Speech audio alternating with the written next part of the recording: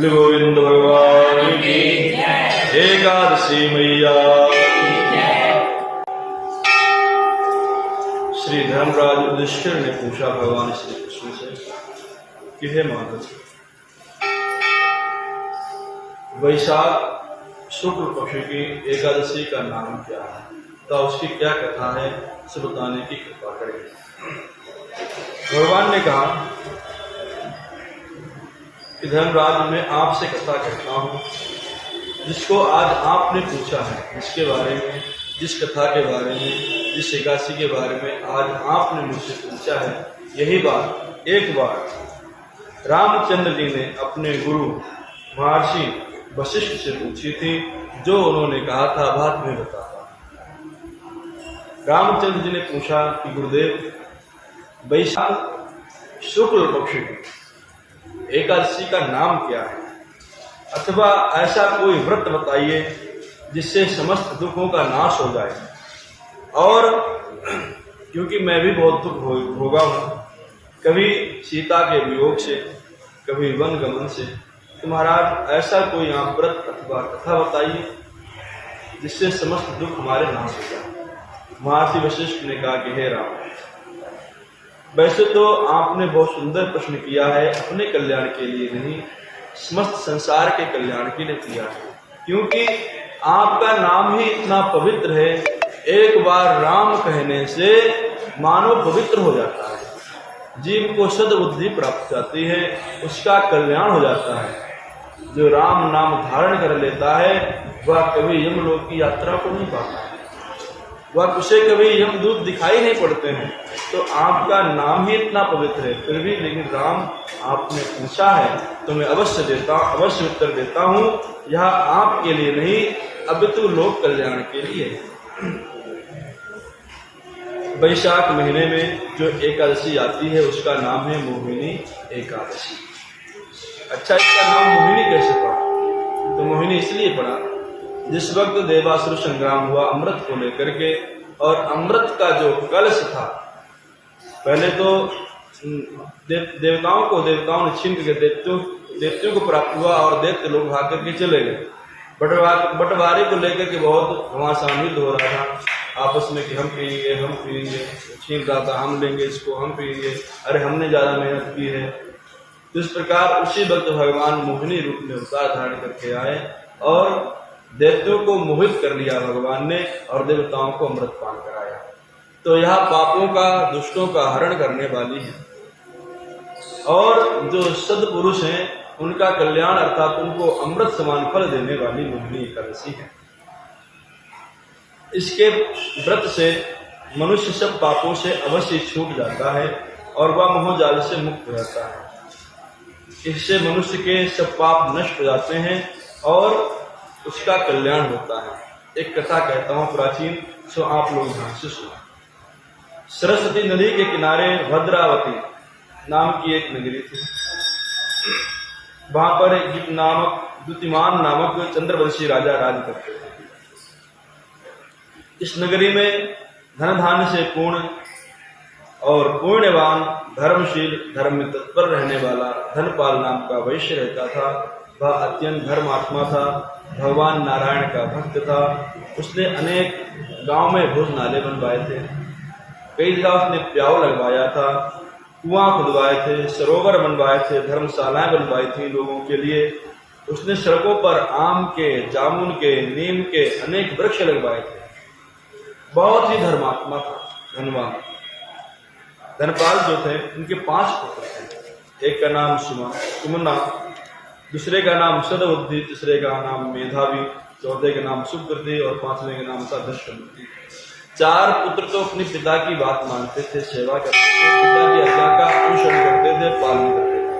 लेकिन सबसे छोटा बेटा था जिसका नाम था दशरथी, तो वह अपने पिता की बात को नहीं मानता था। पिता तो बहुत धर्मात्मा थे, ठीक उसके ही विपरीत वह आचरण करने वाला था। यह सब भी जो प्राप्त होता है, पुत्र पुत्री अथवा स्त्री, ये सब जो है, स्त्री को पति, ये सब अपने किए हुए कर्मों के अनुसार कहीं न कहीं कुछ कर्मों में कमी रहती है, तो उसके अनुसार ही प्राप्त होते हैं। तो दृष्ट बुद्धि महापापी था। वह देवताओं को नहीं मानता था, पितरों को नहीं मानता था, भगवान को नहीं मानता था, किसी धर्म की बात को नहीं जानना चाहता था, ना ही मानता था, धर्म शास्त्रों की बातों को नहीं मानता था, उनकी आज्ञा का पालन नहीं करता था, हमेशा उल्लंघन करता था। वह वैश्याओं के साथ में रहता था, दुराचारी था, दुष्ट मनुष्यों के साथ में रह करके जुआ खेलना, पर स्त्री गमन, भोग विलास करना, इतना ही नहीं मांस खाना, ये सब उसके कार्य थे। और यहीं पर नहीं रुका, वह हिंसा जैसे कर्मों को भी करता था, कभी कभी लोगों को मार भी देता था, ऐसा दुराचारी था। उसके अनेक कुकर्म थे, वह अपने पिता को कुकर्मों में धन नष्ट करता रहता था। एक बार उसने राजा के यहाँ चोरी की, तो राजकीय दूतों ने उसे पकड़ा और राजा के सामने, पहली बार तो छोड़ दिए थे, जब दूसरी बार उसने चोरी की तो सामने लेकर गए और कहा, महाराज ये आप क्या चोरी कर रहा था? तो महाराज ने उसे देश निकाला दे दिया कि जाओ, तुम्हारे पिता इतने धर्मात्मा हैं और इतने सदपुरुष हैं, सभी की सेवा करते हैं, मांस मंदिरा का सेवन नहीं करते हैं, और तुम इतने दुष्ट हो कि मांस खाते हो, मंदिरा पीते हो, हिंसा जैसे कार्यों को अंजाम देते हो, इसलिए तुम इस राज्य से निकल जाओ। और उसे देश निकाला दे दिया। वह भूखा प्यासा अत्यंत दुखी रहने लगा, जंगल में चला गया, भटकने लगा, उसे कोई सहारा न दिखाई पड़ता था।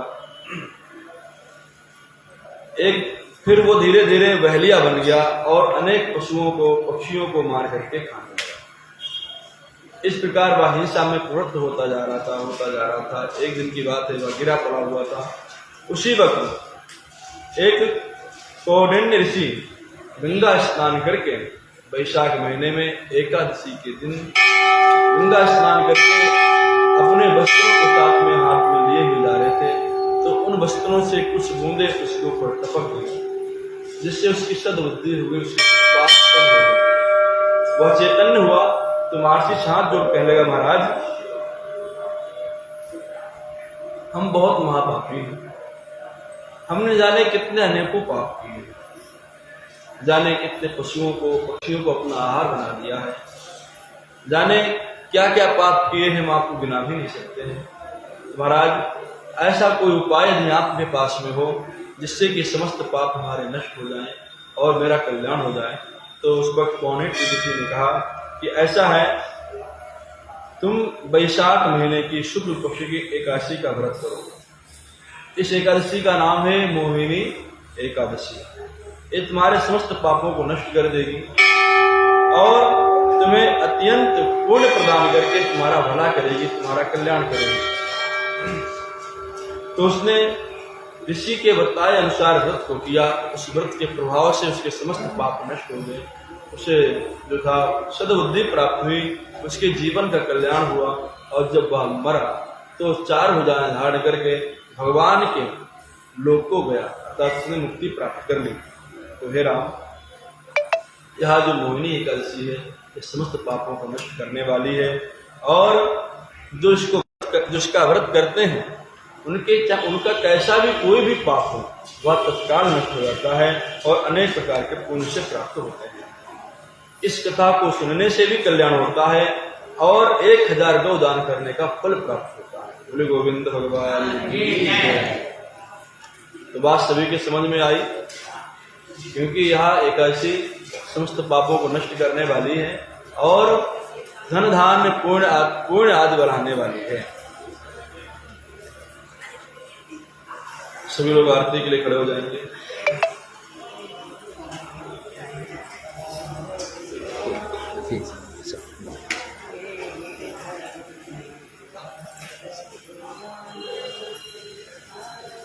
रहे गिरधर तेरी आरती गाऊं, आरती गाऊं प्यार तुम्हीं को मनाऊं, आरती गाऊं प्यार तुम्हीं को मनाऊं, बाके बिहारी तेरी आरती गाऊं, कुंज बिहारी तेरी आरती गाऊं,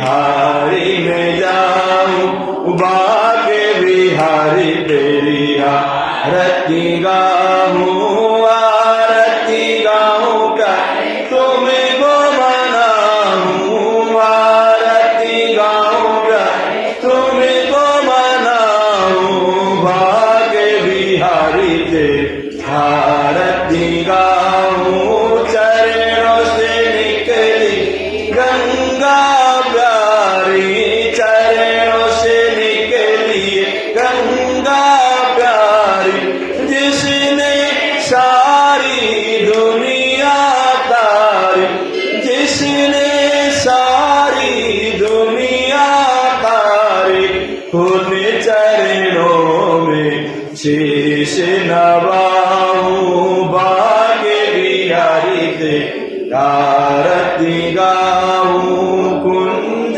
बिहारी तेरी आरती गाऊं, आरती गाऊं प्यारे तुमको मनाऊं, आरती गाऊं प्यारे तुमको मनाऊं, बाके बिहारी तेरी आरती गाऊं। दास अनाथ नाथ आप हो, दास अनाथ नाथ आप हो, सुख दुख जीवन प्यार साथ आप हो, सुख दुख जीवन प्यार साथ आप हो। देख छवि बलिहारी में जाऊं, देख छवि बलिहारी में जाऊं, बाके बिहारी तेरी आरती गाऊं, आरती गाऊं प्यारे तुमको मनाऊं, आरती गाऊं प्यारे तुमको मनाऊं, बाके बिहारी तेरी आरती गाऊं, कुंज बिहारी तेरी आरती गाऊं, नंद के लाला तेरी आरती गाऊं, यशोदा दुलारा तेरी आरती गाऊं, कर्पूर गौरम करुणावतारम, संसार सारम भुजगेंद्र हारम, सदा वसंतम हृदयाल विंदे भवम भवानी सहितम नमा